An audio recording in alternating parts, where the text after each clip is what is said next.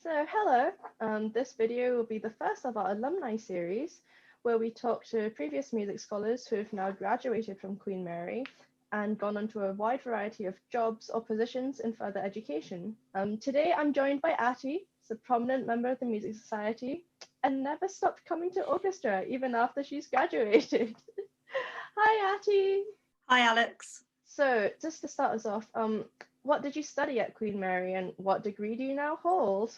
So I joined Queen Mary in 2015 and I graduated in the summer of 2019 with a degree in medical genetics.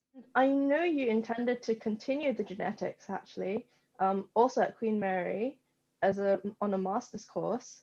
But what are you doing now? So my original plan when I graduated was to go straight into a master's degree in genomic medicine on the Barts campus.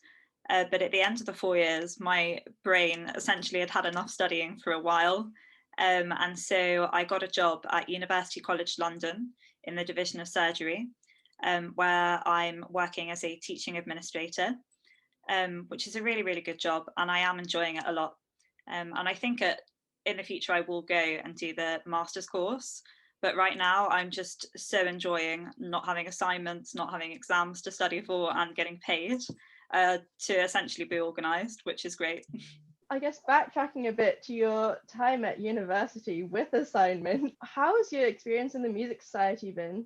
Yeah, so when I joined back in 2015, I would say that the orchestra was a pretty reasonable size, and I knew that I wanted to be involved with music.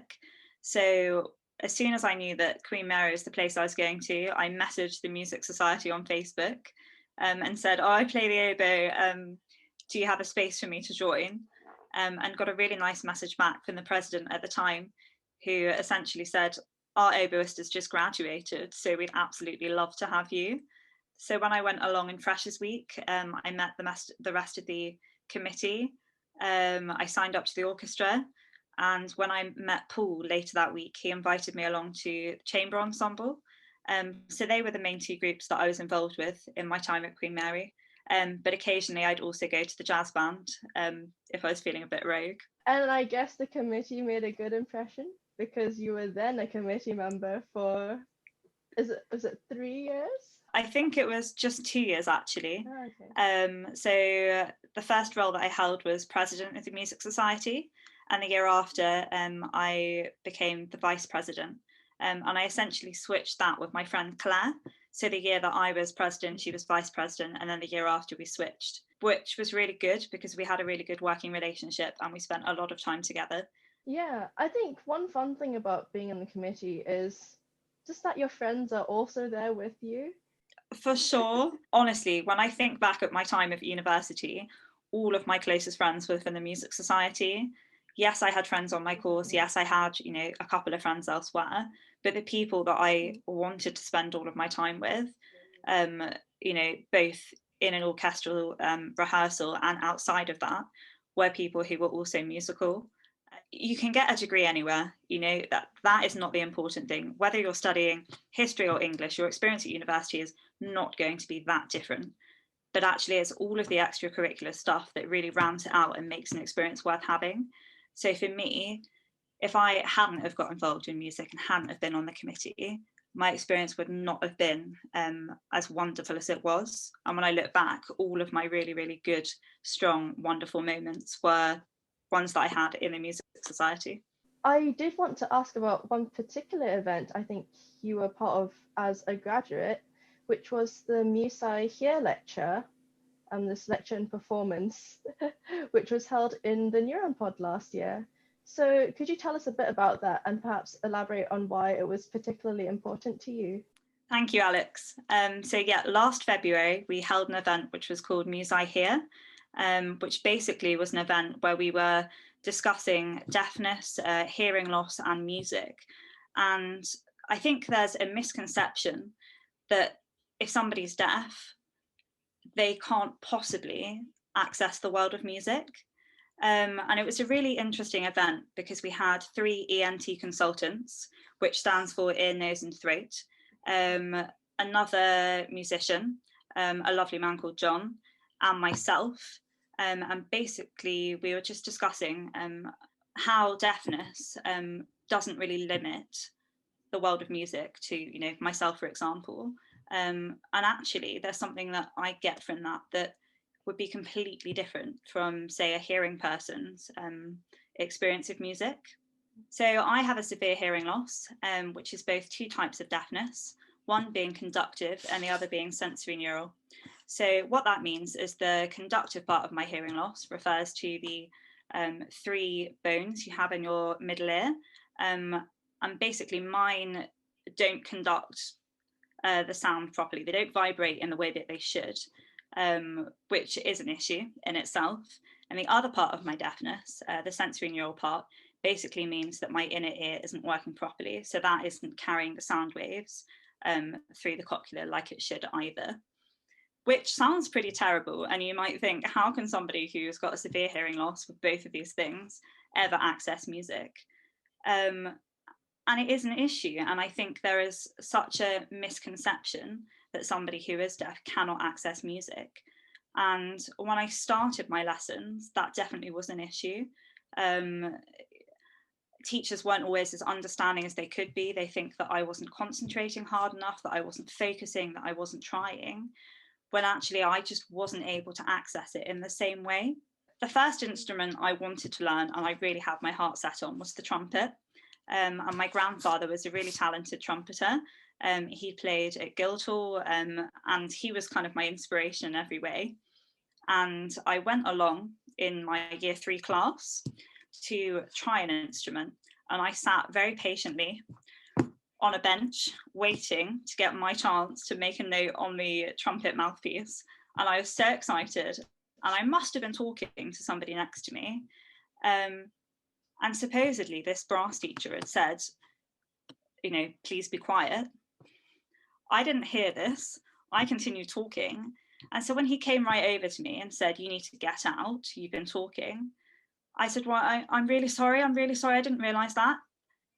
Please let me stay. I want to have my chance. And he said, no, don't argue back. You're too gobby. I refuse to teach you. And sent me out of this hall. And I was beyond crushed. I was just, the whole thing was so traumatic, so terrible. But what's worse is when I'd gone home and, you know, had to take my new form home to select a new instrument, my twin sister had selected the violin, and I thought, that's kind of terrible, but that's okay, I'll go for it. And I ticked violin off on my sheet and took it into school the next day. And they'd run out of violins. The only instrument they had left was a viola. So that was when I was 7. And then when I changed primary schools the next year, the local music service came round in a small orchestra, and they played Peter and the Wolf. And I didn't have any experience with woodwind instruments before that. The only musical person in my family played the piano and the trumpet. My sister was playing the violin. None of my cousins played anything. But I saw the oboe being played and thought, wow, this is magical. I can really hear what the oboe is playing there. And I think that's partly because I didn't really understand what was happening with any of the low instruments. I couldn't hear the cello, couldn't hear the double bass. Half of the bassoon was just lost to me, but I could really hear the oboe. And after that, we got to go around in a small group and try each of the instruments in turn. And I was the only person out of my whole class who managed to get a note on the oboe reed. And I thought, well, this is it. This is for me. I am special. I am different. And I am going to be an oboist, not a viola player. So I got to pick the oboe. And that essentially is when the rest of kind of my musical career, as it were, progressed. But there were challenges. I can't really tell exactly what I'm playing. I don't necessarily know if I'm in tune. I don't know. I can't really distinguish pitch very clearly. I don't know if I'm in tune with the person who's playing next to me. And so there were things that I had to learn that other people just wouldn't necessarily think about. So in terms of pitch, the oboe has a small reed. Actually, I have one here. Okay, this is an oboe reed, if we can kind of see. And what this bit, for anyone who isn't musical, or plays a stringed instrument, basically it goes in your mouth here. And when I'm playing an A that's in tune, the reed vibrates in an exact way that is different to if it was out of tune. So if I was playing an A that was really flat, that would feel really wrong. So it's a bit like muscle memory, a bit like where your fingers need to be on the violin to make sure that your E is in tune or whatever. It's very similar with an oboe reed, but I'm relying on the kind of sensations that I'm getting here and the vibrations rather than my ears, which was quite stressful playing in an orchestra when I couldn't have a tuner when I was younger, because suddenly I have to rely just on myself. I don't really know if I'm in tune. I can't hear what the cellos are doing. I can't hear what the double bass is doing, but I'm the A and I need to be in tune and I need to tune the orchestra. So that definitely was a challenge. But the other thing that I've learned to do, which has really, really helped me, is also just rely on the vibrations from in the room in orchestra.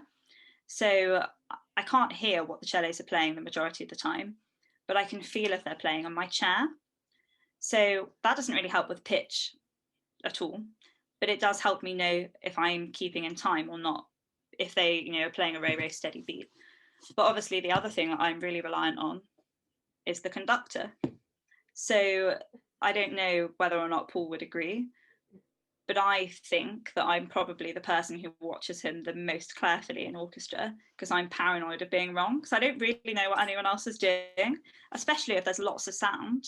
The only thing I can really hear clearly is the oboe who sat next to me and probably the trumpets who are sat behind me. Everything else is just lost. So I think my ears might not work as well, but my other senses probably work better in that sense. Yeah, so I think definitely tell music is very central to your life. And how do you plan on kind of pursuing it and continuing it while you ultimately go into a career that's very kind of medically based? I've already mentioned my twin sister. I actually have another sister who would be very annoyed if I didn't mention her. So she is 6 years younger than me, and she plays the oboe and the saxophone, but she started on the cello. So we all started on string-based instruments, and now our main instruments are 3 orchestral instruments. There's been a real blessing from that. Any sort of oboe concerto for 2 oboes, any duets that we want to do, whenever we find a really, really good passage in some orchestral piece for 2 oboes, I get to play that with my sister. And so the 3 of us together play lots and lots of music, whether it be 3 saxophones or 2 oboes and a flute or some other combination. That is one way that even during this lockdown, we've been able to make sure that we keep music really, really central. I think another way is not leaving a university orchestra after you graduate. Would recommend that approach. That means that you don't ever really leave, which is really good. Obviously getting involved in orchestras or groups that are local to where you're living is really important, and that's something that I've done. I'm really lucky as well that my partner is really musical, so begrudgingly he will practice with me, which is great. So I think there are lots of ways to keep it going, but I know that it is my main hobby and my main passion, and there's no way that I'm ever going to let that go. And if there's no way you want to let that go, then you will find a way to do that wherever you are, whatever situation you're in. Finally, I guess you have 3 pieces which you'd like to share with us, and what would they be? I was very tempted just to list 3 pieces by Beethoven, because I love Beethoven, but I thought no, I've been involved in the orchestra for far too long to be that basic. So I actually have put some thought into this. I'm sure that all of them might have been mentioned by other people, but I will say them anyway. So the first piece I'm going to say is somewhat, of course, Scheherazade by Rimsky-Korsakov, but in particular, the 1958 version by the Royal Philharmonic Orchestra. And your second choice? Okay, this is a bit rogue given the fact that I am mostly an oboist, but I think a piece that is really important to me is Dvorak's String Quartet number 12, which is also known as the American Quartet, which he wrote when he was in America, shortly after he wrote the New World Symphony, I think. And my third piece, Well, it has to be a piece for the oboe, doesn't it? I think it would be terrible for it not to be. Of course. So my third piece is going to be Vaughan Williams' Concerto for Oboe and Strings in A minor. Great. So thank you for coming in to chat with me, Ati. It was really interesting to hear all about, you know, how you kind of manage music life, I guess, with your deafness. And hopefully we can bring back the Musai Here event for those who'd like to learn more. That would be great.